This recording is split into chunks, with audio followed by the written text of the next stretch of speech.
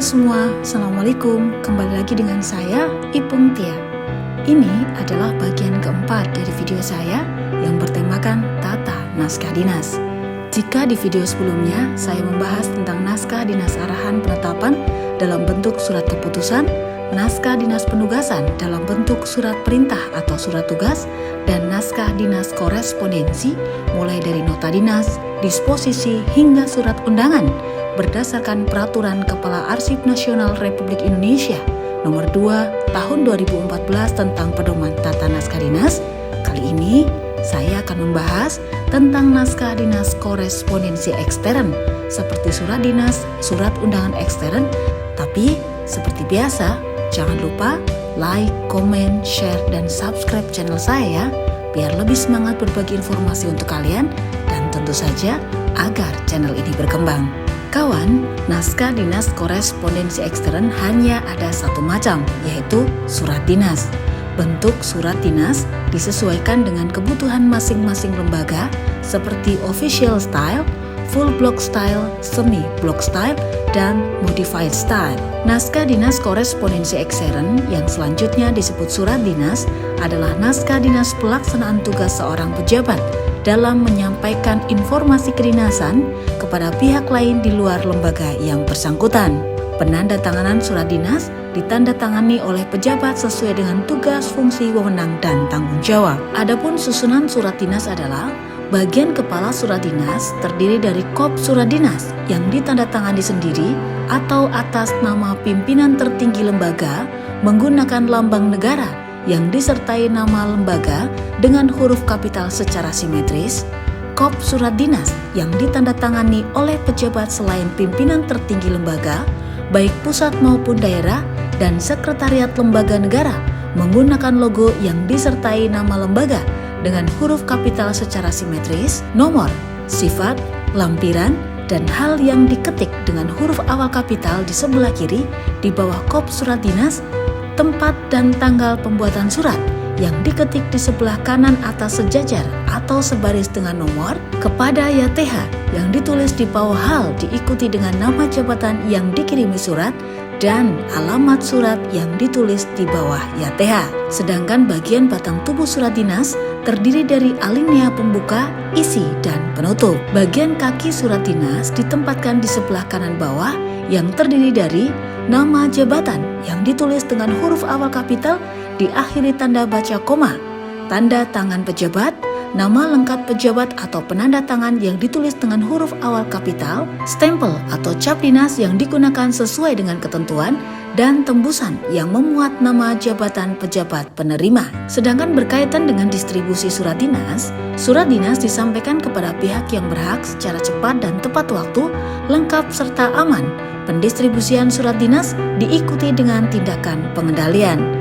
Dan hal terakhir yang perlu diperhatikan dalam penyusunan format surat dinas adalah kop surat dinas hanya digunakan pada halaman pertama surat dinas.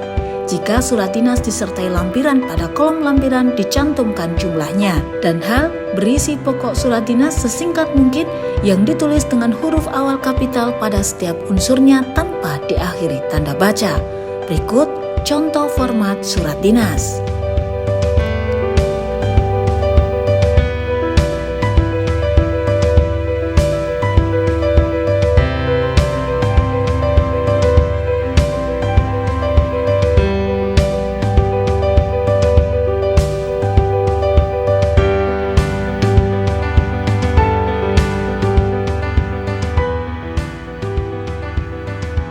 Naskah dinas korespondensi ekstern selanjutnya adalah surat undangan ekstern. Surat undangan ekstern adalah surat dinas yang memuat undangan kepada pejabat atau pegawai yang tersebut pada alamat tujuan untuk menghadiri suatu acara kedinasan tertentu seperti rapat, upacara, dan pertemuan. Surat ekstern ditandatangani oleh pejabat sesuai dengan tugas, fungsi, wewenang, dan tanggung jawab. Berkaitan dengan susunan, bagian kepala surat undangan ekstern terdiri dari kop surat undangan ekstern yang ditandatangani sendiri atau atas nama pimpinan tertinggi lembaga menggunakan lambang negara yang disertai nama lembaga dengan huruf kapital secara simetris. Kop surat undangan ekstern yang ditandatangani oleh pejabat selain pimpinan tinggi lembaga, baik pusat maupun daerah dan sekretariat lembaga negara, menggunakan logo yang disertai nama lembaga dengan huruf kapital secara simetris, nomor, sifat, lampiran, dan hal yang diketik di sebelah kiri di bawah kop surat undangan ekstern. Tempat dan tanggal pembuatan surat yang diketik di sebelah kanan atas sejajar atau sebaris dengan nomor.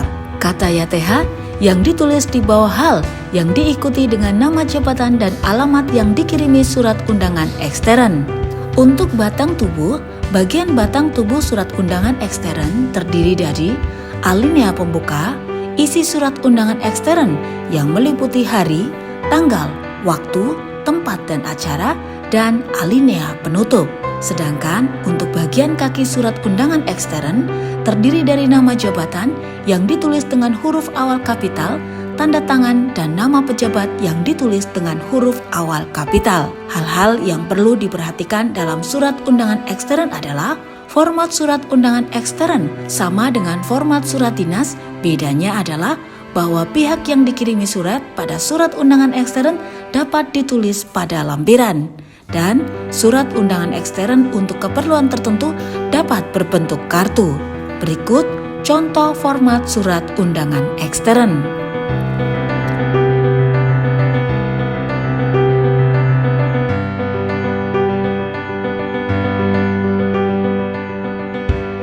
Kawan, yang selanjutnya adalah naskah dinas khusus. Naskah dinas khusus yang pertama adalah surat perjanjian. Surat perjanjian merupakan naskah dinas yang berisi kesepakatan bersama tentang sesuatu hal yang mengikat antara kedua belah pihak atau lebih untuk melaksanakan tindakan atau perbuatan hukum yang telah disepakati bersama. Jenis perjanjian terdiri dari perjanjian dalam negeri dan perjanjian luar negeri. Perjanjian dalam negeri kerjasama antar lembaga di dalam negeri, baik di tingkat pusat maupun daerah, dibuat dalam bentuk kesepahaman bersama atau perjanjian kerja bersama.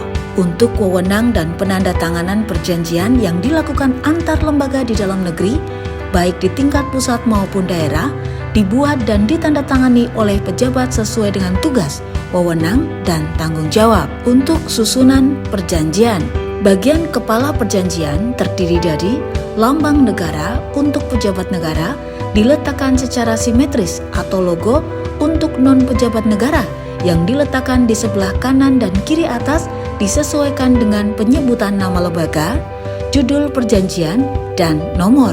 Sedangkan bagian batang tubuh perjanjian kerjasama memuat materi perjanjian, antara lain tujuan kerjasama, ruang lingkup kerjasama, pelaksanaan kegiatan, pembiayaan, penyelesaian perselisihan, penutup, dan hal-hal lain yang menjadi kesepakatan para pihak.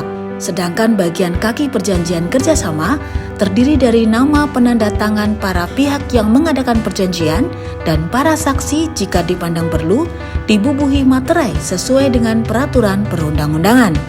Berikut contoh format surat perjanjian antar lembaga dalam negeri.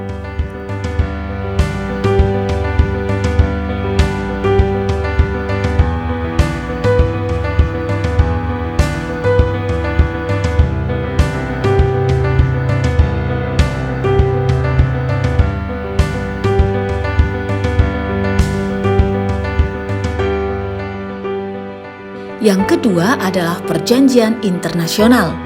Perjanjian internasional adalah perjanjian dalam bentuk dan nama tertentu yang diatur dalam hukum internasional yang dibuat secara tertulis serta menimbulkan hak dan kewajiban di bidang hukum publik.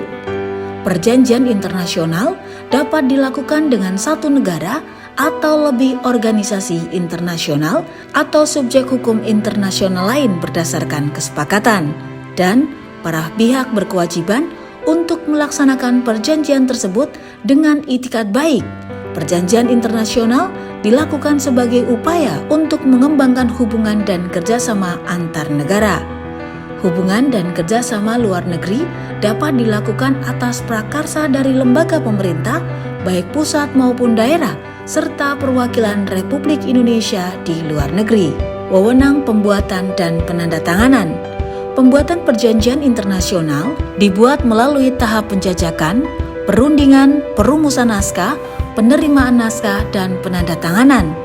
Perjanjian internasional dibuat dan ditandatangani oleh pejabat sesuai dengan tugas wewenang dan tanggung jawabnya.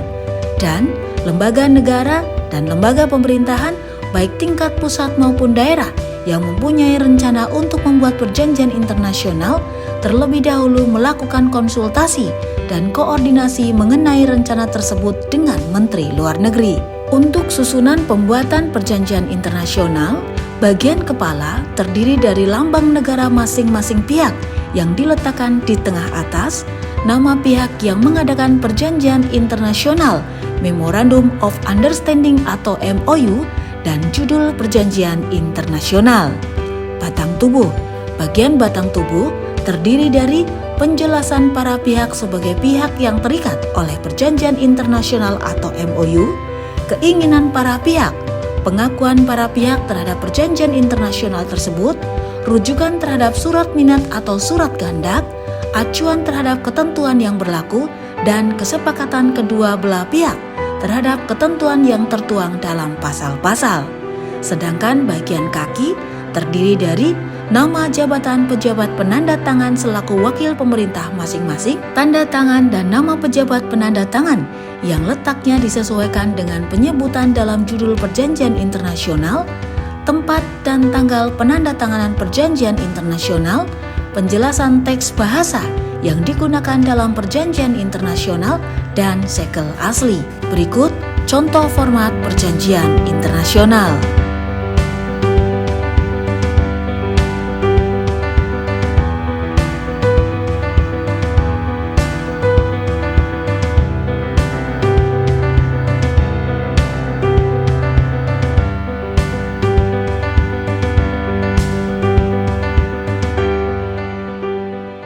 Kawan, demikian informasi yang bisa saya bagikan untuk kalian. Semoga informasi ini bermanfaat dan teruslah menjadi manusia yang bermanfaat untuk orang-orang di sekitar kalian. Tidak lupa bekerjalah dengan bahagia, karena bekerja dengan bahagia akan memudahkan penyelesaian tugas kita. Saya Bung Tia mengucapkan terima kasih karena kalian telah bersedia menonton video ini hingga akhir.